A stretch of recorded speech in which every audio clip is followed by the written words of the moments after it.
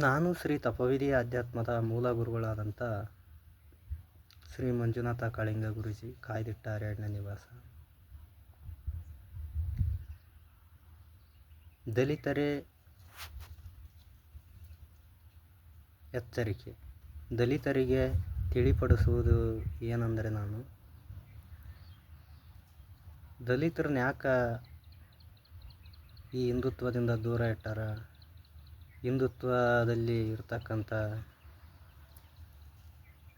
ದೇವಿ ದೇವಸ್ಥಾನಗಳು, ಮಠ ಮಂದಿರಗಳಿಂದ ಯಾಕೆ ದಲಿತರನ್ನ ದೂರ ಇಟ್ಟು ಅಂತರವನ್ನು ಕಾಯ್ದುಕೊಳ್ತಾ ಇದ್ದಾರ ಅನ್ನೋಕ್ಕೆ ಪ್ರಶ್ನೆಗೆ ಸತ್ಯಸಾಕ್ಷಿ ಇದೆ ನನ್ನಲ್ಲಿ. ಆ ಸತ್ಯಸಾಕ್ಷಿ ಏನಂದರೆ,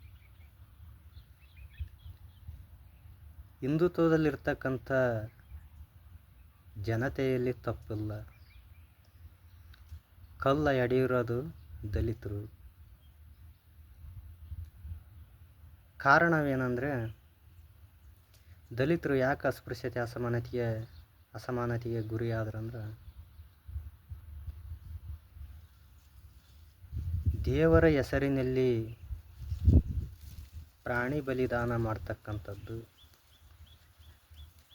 ದೇವರ ಹೆಸರಿನಲ್ಲಿ ದೇವದಾಸಿ ಪದ್ಧತಿಯನ್ನು ಮುಂದುವರಿಸಿಕೊಂಡು ಹೋಗ್ತಕ್ಕಂಥದ್ದು, ದೇವರ ಹೆಸರಿನಲ್ಲಿ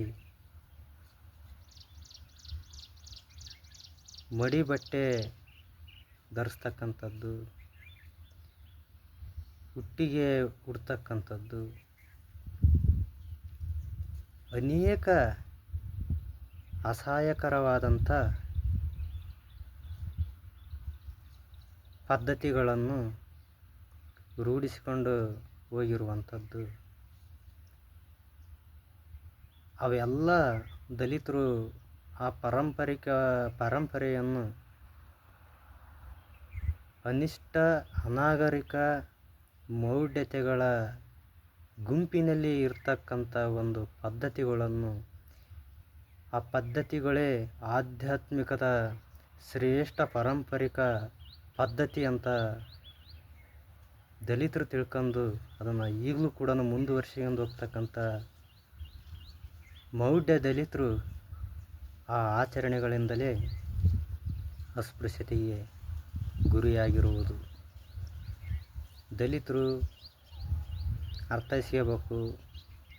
ಆ ಆಚರಣೆಗಳಿಂದ, ಆ ಪದ್ಧತಿಗಳಿಂದ ದಲಿತರು ಹೊರ ಬರುವವರೆಗೆ ಅಸ್ಪೃಶ್ಯತೆ, ಅಸಮಾನತೆ, ಅಪವಾದ, ಅವಮಾನಗಳು ತಪ್ಪಿದ್ದಲ್ಲ. ಬೇಗನೆ ದಲಿತರು ಬದಲಾಗಬೇಕು. ಆ ಪದ್ಧತಿಗಳೆಲ್ಲ ಆಧ್ಯಾತ್ಮಿಕ ಪಾರಂಪರಿಕ ಪದ್ಧತಿಗಳಲ್ಲಿಲ್ಲ. ಹಾಗಾಗಿ ದಲಿತರು ಈ ಮೌಢ್ಯನಂಬಿಕೆಗಳು, ಅನಾಗರಿಕ ಪದ್ಧತಿಗಳು, ಅನಿಷ್ಟ ಪದ್ಧತಿಗಳು, ಇದರಿಂದ ಎಲ್ಲ ಹೊರ ಬರಬೇಕು.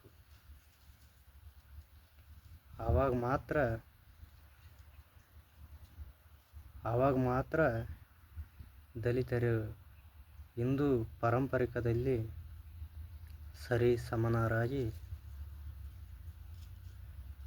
ಎದೆ ತಟ್ಟಿ ತಲೆ ಎತ್ತಿ ನಿಲ್ಲೋಕ್ಕೆ ಸಾಧ್ಯತೆ ಇದೆ. ಇಲ್ಲವಾದರೆ ಇನ್ನೂ ಅನೇಕ ತಲೆಮಾರುಗಳು ಕಾಲಗತಿಸಿದ್ರೂ ದಲಿತರು ಅಸ್ಪೃಶ್ಯತೆಯಲ್ಲಿ ಒದ್ದಾಡ್ತಾ ಇರ್ಬೇಕಾಗತ್ತೆ. ಹಾಗಾಗಿ ಎಲ್ಲರೂ ಕೂಡ ಅರ್ಥೈಸ್ಕೊಂಡು ದಲಿತರು ಅಂಥ ಮೌಢ್ಯತೆ ಆಚರಣೆಗಳನ್ನು ಬಿಟ್ಟು ಬದಲಾಗಬೇಕು.